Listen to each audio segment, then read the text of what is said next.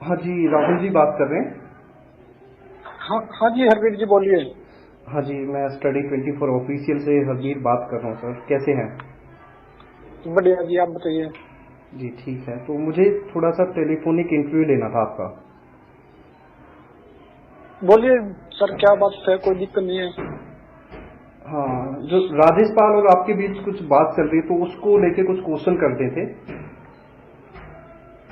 कर लीजिए सर, इसमें कौन सी बड़ी बात है, ये तो सारा हरियाणा ही पूछ रहा है आजकल, काफी कॉल आ रही है। हाँ जी, चलो मेरे पास भी आप कॉल्स आ रहे भी। थे तो मुझे जरूरी लगा कि आप लोगों से ही एक बार बात करूं। तो सबसे पहले तो मैं आपसे क्वेश्चन करूंगा, और अगर राजेश पाल जी भी जवाब देना चाहें, अगर उनको लगे तो वो भी जरूर जवाब दे इस चीज पे। बिल्कुल सर। हाँ जी, तो सबसे पहले सर मैं आपसे यही कहना चाहूंगा कि जिस इंसान ने जेबीटी के लिए मेहनत की और इवन खून से राष्ट्रपति जी को लेटर लिखा था और दिन रात एक कर दिया, तो मतलब ऐसे आप उस पर आरोप क्यों लगा रहे हो उस इंसान पे? मतलब ऐसा क्या हुआ, बताएंगे एक बार? सर दिन रात एक नहीं किया गया इसमें, कभी भी।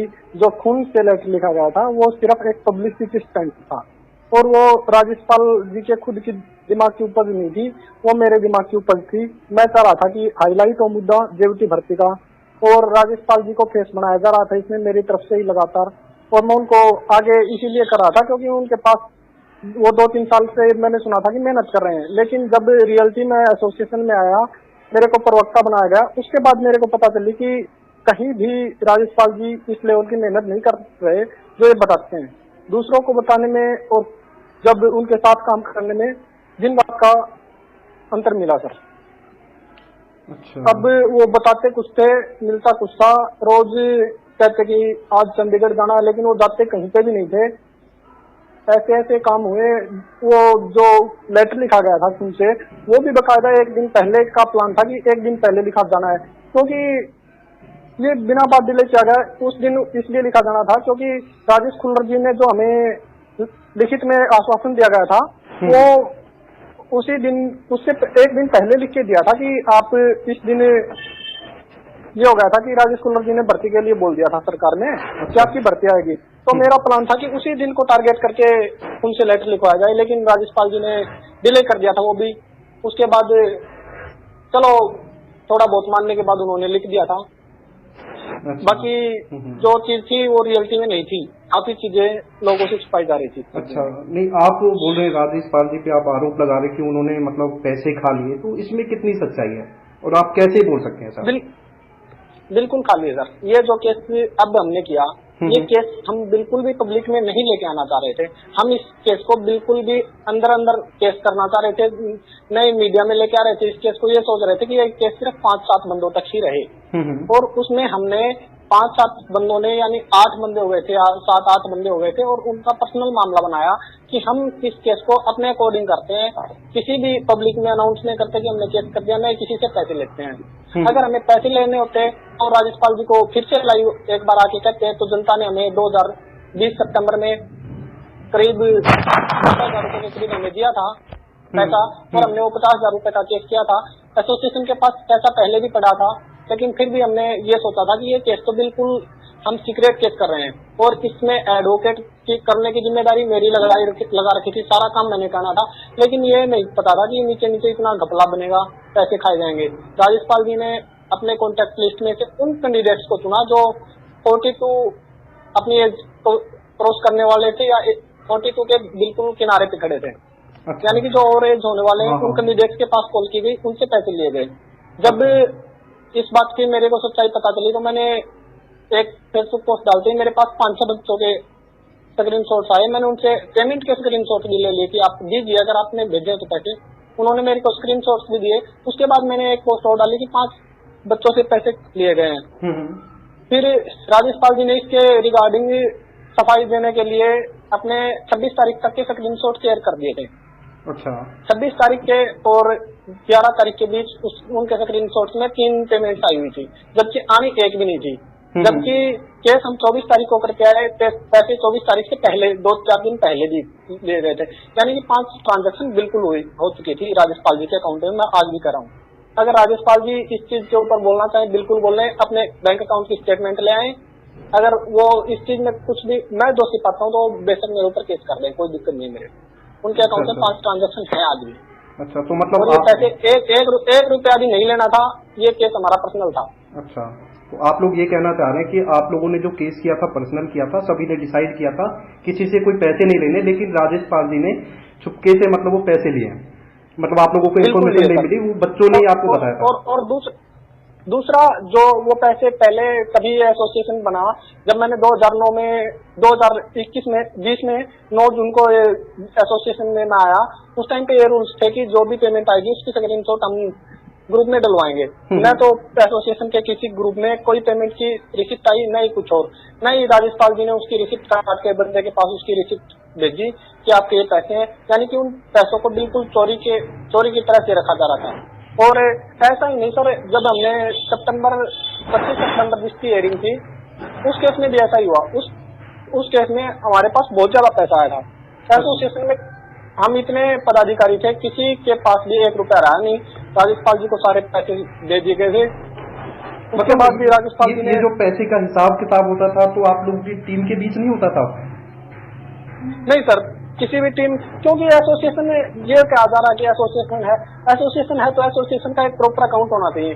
नहीं, इस एसोसिएशन का प्रॉपर अकाउंट नहीं था, मतलब एक प्रॉपर अकाउंट नहीं था। ये नहीं, एसोसिएशन का प्रॉपर अकाउंट इसीलिए नहीं खुलवाया जा रहा है कि पैसे कैसे खाए जाएंगे, क्योंकि एसोसिएशन का अगर खाता खुल गया तो उसका कोषाध्यक्ष बनाना पड़ेगा, बकायदा उसकी परमिशन चाहिएगी, उसकी स्टंप चाहिएगी फिर।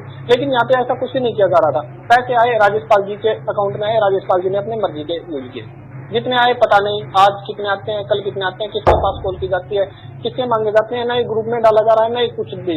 यानी कि पूरा का पूरा काला दाल काली बना रखी है पैसों के मामलों में। अच्छा, चलो अगर ऐसा है तो ये तो बिल्कुल गलत है, और मैं राजेश पाल जी से भी यही रिक्वेस्ट करूंगा कि अगर आप ये वीडियो देख रहे हैं तो जरूर एक बार इस पे अपने जवाब दें, और मैं चाहूंगा कि वो भी अपने जवाब दें। अच्छा सर, आपने यहाँ पे एक बात कही थी कि जो ये वैकेंसीज हैं ये राजेश पाल जी की वजह से नहीं आई, मतलब ये कैसे कह सकते हैं आप, मतलब क्या लगा आपको ऐसा? बिल्कुल सर, राजेश पाल जी की ही एक वैकेंसी न आने का बड़ा रीजन है इसके पीछे, क्योंकि जब शिक्षा मंत्री रामविलास शर्मा जी हैं तो रामविलास शर्मा जी के साथ लड़ाई कर ली जाती है राजेश पाल जी के द्वारा उनके ऑफिस में जाके। उसके बाद जब कौरपाल जी शिक्षा मंत्री बनते हैं तो यमुनानगर जाया जाता है और बाकायदा शिक्षा मंत्री के घर पे जाके शिक्षा मंत्री से फिर गाली गलौज की जाती है। शिक्षा मंत्री ने बिल्कुल दावे से कह दिया था, ये जब तक पता नहीं रहेगा तब तक मैं भर्ती नहीं निकलने दूंगा। ये सिर्फ ये सीधे शिक्षा मंत्री जी को बोलते, क्योंकि इन्होंने उस टाइम पे मना करने के बाद भी अपने गुस्से पे कभी कंट्रोल नहीं किया। जो मन में आता है वो चाहे शिक्षा मंत्री हो, चाहे मुख्यमंत्री हो, चाहे प्रधानमंत्री, उसके लिए बोल देते हैं। ये नहीं कि एक रिस्पेक्टेड पर्सन है, 90,000 लोगों की उम्मीद है इनसे, कोई भी इनको इस चीज से कोई मतलब नहीं होता था। ये सिर्फ अपने मन के अपने संवेगों पे तो कंट्रोल कभी किया नहीं इन्होंने, जो मन में आया वो बोल दिया। नहीं, ये तो गलत है, लेकिन मेरा क्वेश्चन ये है कि देखो ये चीजें हुई हैं, ये अभी की तो होंगी नहीं, और इवन बिल्कुल हुई है सर। और एक बात और बताता हूँ मैं, जब हमने राजेश पाल जी हमसे डेली कांटेक्ट होता था, राजेश पाल जी एक बात कहते कि मेरे को कुल्लर साहब से मिलवा दो। एक बात, कुल्लर साहब अपने वैकेंसी जिस दिन मैं मिलूंगा उसी दिन अनाउंस करवा देंगे। तो हमने भागा दौड़ी करके कोरोना काल में राजेश एक पास बन रहा था, यानी कि सारी पूरी टीम नहीं जा सकती थी सेक्रेटरीट के अंदर, तो हमने एक पास बनवाया। उसमें राजेश पाल जी को 3 बार भेजने की कोशिश की गई। राजेश पाल जी कभी कुछ बहाना ले गए, कभी कुछ, 3 बार पास कैंसिल हुआ। 4th टाइम पे गए, 4थी बार ये जाते हैं, अपने राजेश कुल्लर जी से मिलकर आते हैं। राजेश कुल्लर जी उनको लिखित में दे देते हैं कि आप सेकेंडरी निदेशक के पास जाइए और उनसे बात कीजिए। वो जो उन्होंने डॉक्यूमेंट्स दिए थे वो डॉक्यूमेंट्स लेके जाना था, लेकिन इन्होंने क्या किया, किसी पीएम को डॉक्यूमेंट्स दे के आ गए। अब तो हमें ये भी विश्वास नहीं कि ये पीएम को भी दे के आए थे या नहीं, इस बात का विश्वास नहीं है। पीएम देखो जिनसे बात होनी है वहीं पे देना था, देना किसी को था, दे किसी को दिया, तो सरासर इन्हीं की वजह से भर्ती नहीं आ रही थी। काम कहीं पे कैसे करना है इस चीज का ये 4 साल से कह रहे हैं कि मैं काम कर रहा हूँ, लेकिन नॉलेज तो बिल्कुल नहीं है ना, इस काम कैसे किया जा रहा है। ये तो बस दिखावा किया जा रहा है एक लोगों के सामने, पैसे कैसे खाए जाएं। बिल्कुल नहीं, ये तो टीम वर्क होता है। सर मेरा एक क्वेश्चन और है कि जैसे आप लोगों को ये पता था, आप ये पैसे की चीजें भी बता रहे कि पैसे का हिसाब किताब नहीं दिया गया या काम ढंग से नहीं हुआ, मतलब जो भी सारी चीजें हैं, मतलब अगर आपको ये सब पता था तो मतलब आप अभी क्यों बोल रहे हैं? आप लोगों को तो पहले ही इस पे कोई एक्शन लेना चाहिए था पहले, क्योंकि आप तो पहले से मेंबर हैं इसके। मैं 9 जून को मेंबर तो हम कभी रहे नहीं सर इस चीज के। मैं 9 जून को राज्यपाल जी के संपर्क में आता हूँ।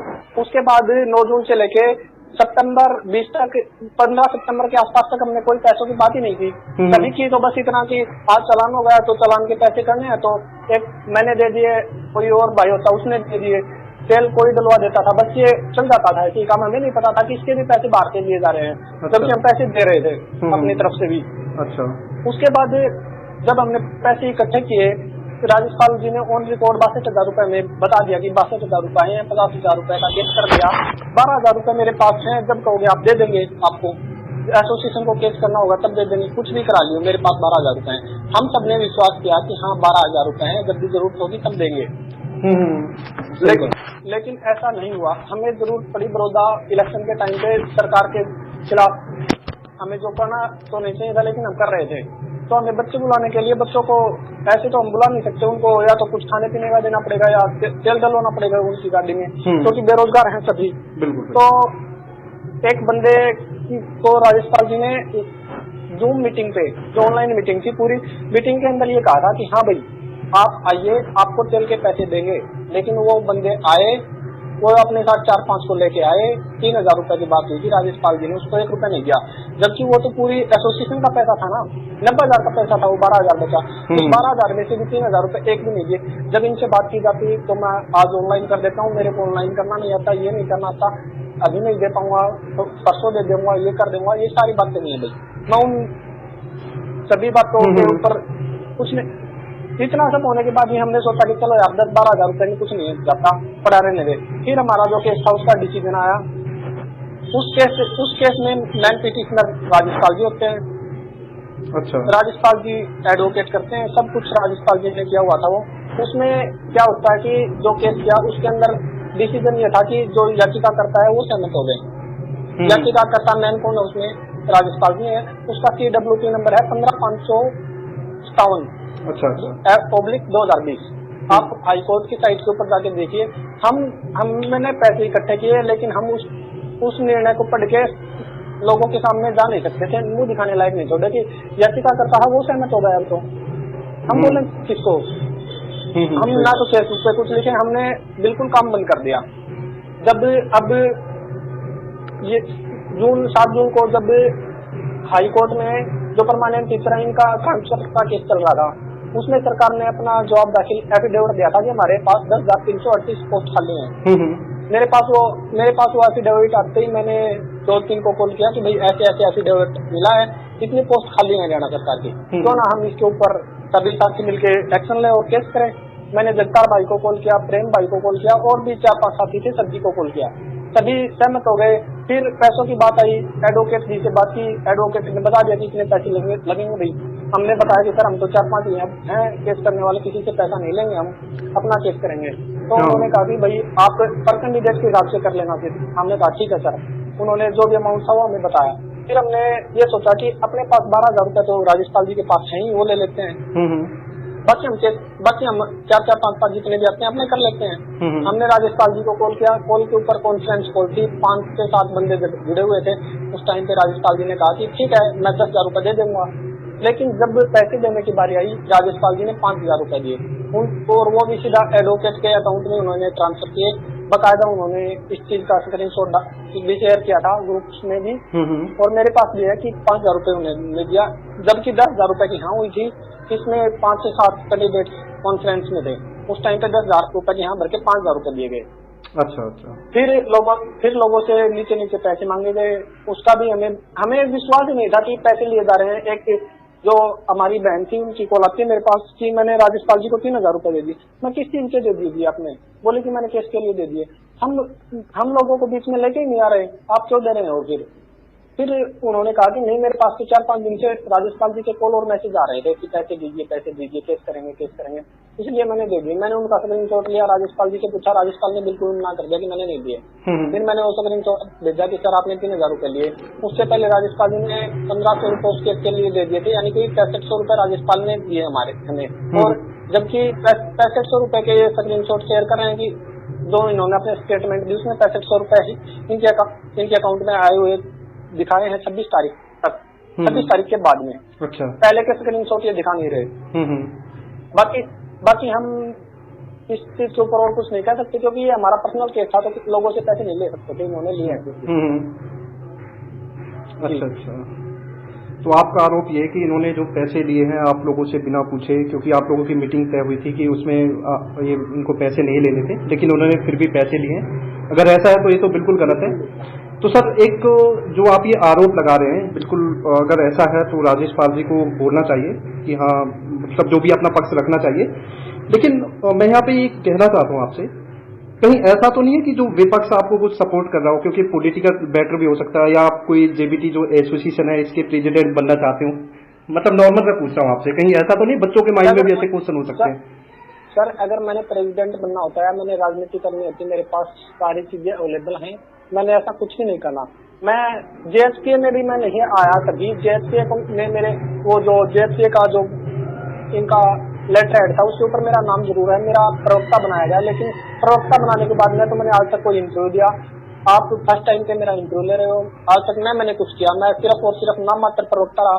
प्रवक्ता की जगह राजेश पाल जी गए हमेशा सब जगह, यानी कि मैंने तो नाम ले, अगर मैं प्रवक्ता बनना चाहता या नाम कमाना होता तो मैं राजेश पाल जी को आगे नहीं रखता। प्रवक्ता मैं था, लाइव मैं करता, हर चीज का हिसाब मैं रखता, लेकिन इन्होंने अपना नाम करना था, बस मेरे को भी एक जरिया बना रखा था कि ठीक है ये काम करता रहेगा। लेकिन मैंने उस टाइम पे मना किया था, मेरा नाम बेशक मत लिखाइए, मेरे को इस चीज से कोई दिक्कत नहीं है।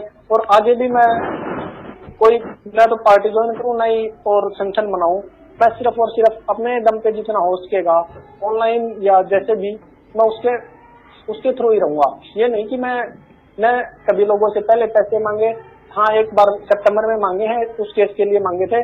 वो केस में राजेश पाल जी की सारी रिकॉर्डिंग मैंने फैलाई थी। बाकी मैंने खुद ने ये नहीं कहा कि आप पैसे दीजिए। उसमें भी उसमें भी राजेश पाल जी की जितनी चीजें थी वो फैलाई, और वो राजेश पाल जी ने केस किया, उसके अंदर हमें नुकसान नहीं मिला और कुछ नहीं मिला। अच्छा, तो एक ये बात मैं कहना चाहता हूँ, मतलब आप जो बता रहे हैं सारी चीजें आपने बताई, तो आपके हिसाब से राजेश पाल जी पे कितने पैसे हो सकते हैं? क्योंकि आप लोगों को तो ये पता है, जो जिसका आपको लग रहा है कि वो उनके पास पैसे हैं बच्चों के।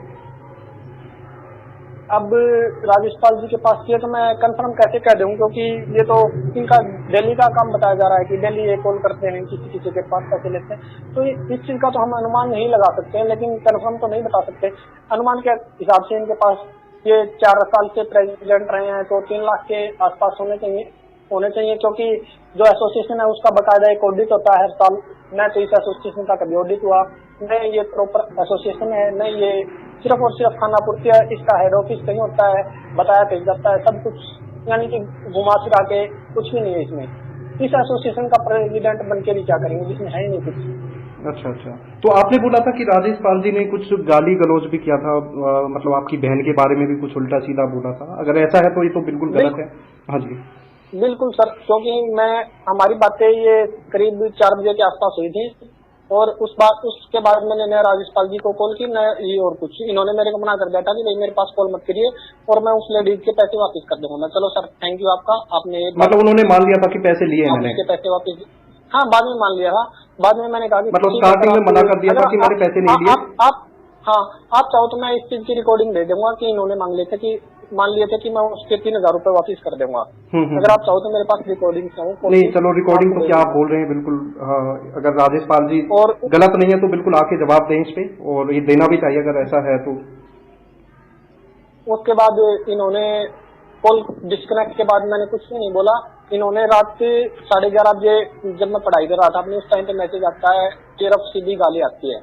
अच्छा, 11:30 बजे, जबकि उस टाइम पे लोग सो रहे होते हैं, इनकी गाली आती है। मैंने वो स्क्रीन शॉट लिया, 2-4 बंदों को भेजा जो इनको निजी तौर पे जानते थे, उनको दिखाया कि भाई ऐसा कुछ बोल रहा है। अब मेरे को, मैं अगर कुछ बोलूँ तो मेरे को रोकिए मत। उसके बाद मैं फेसबुक पे लिखा 1-2 बार, और मेरी वो किसी का पर्सनल ग्रुप था उसने डिलीट भी कर दिया। फिर कोई दिक्कत नहीं है, लेकिन ये है ना कि लोगों के पैसे, गरीब लोगों के, बेरोजगारों के पैसे लूट ये तो है बिल्कुल। जॉब कितने 7-8 साल से निकली नहीं है, फिर ऐसे कर, अगर ऐसा है तो ये तो बिल्कुल गलत है।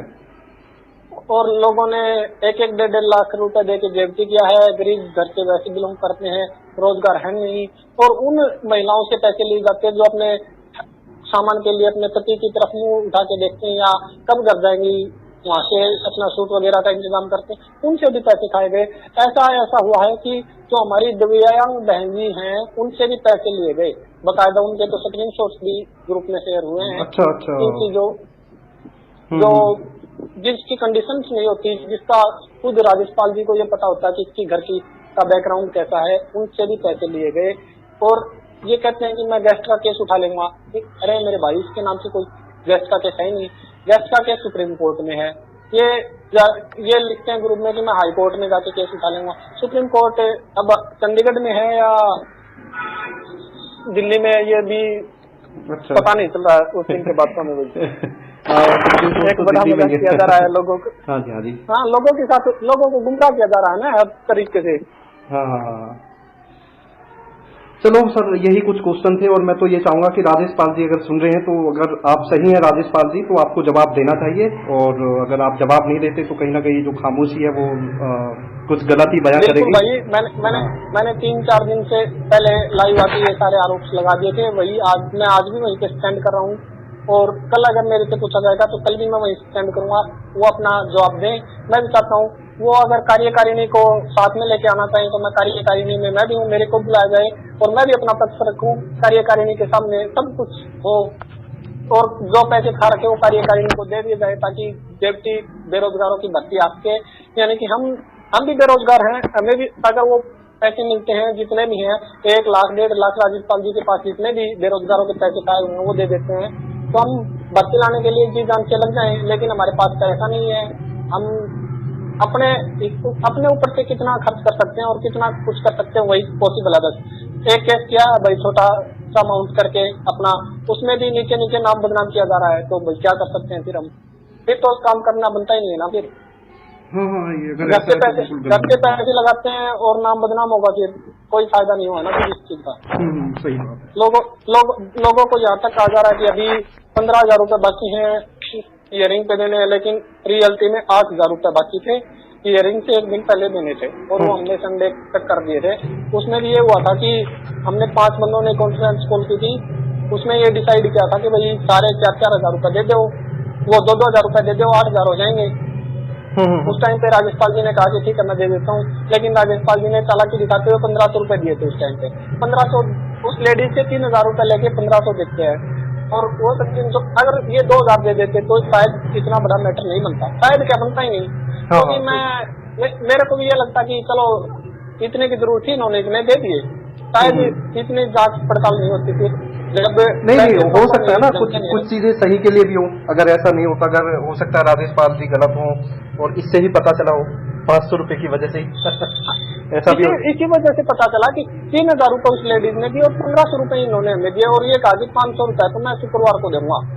उस टाइम के बाद हमें पता, उस टाइम के बाद सारा सिस्टम जो था वो समझ में आने लगा था मेरे। नहीं तो उस टाइम तक मैं भी ये सोच रहा था कि चलो केस हो गया, केस की सुनवाई पे देखते हैं, कि हमारा केस जमवाड़ा है तो हम केस जीत जाएंगे, भर्ती आ जाएगी। बस ये सोचती केस की नेक्स्ट हियरिंग 12 को है भाई। अभी जो 12 जुलाई थी उसमें सरकार को फटकार लगाई हुई है, अब सरकार को जवाब देना है, 12 अक्टूबर को जवाब देगी सरकार। देखते हैं। चलो इस पे तो एक स्पेशल आपसे बात की जाएगी केस पे, अभी तो जो ये क्वेश्चन है इस पे ही करते हैं। चलो ठीक है सर, थैंक यू, बहुत बहुत धन्यवाद सर आपका। ठीक है, ओके।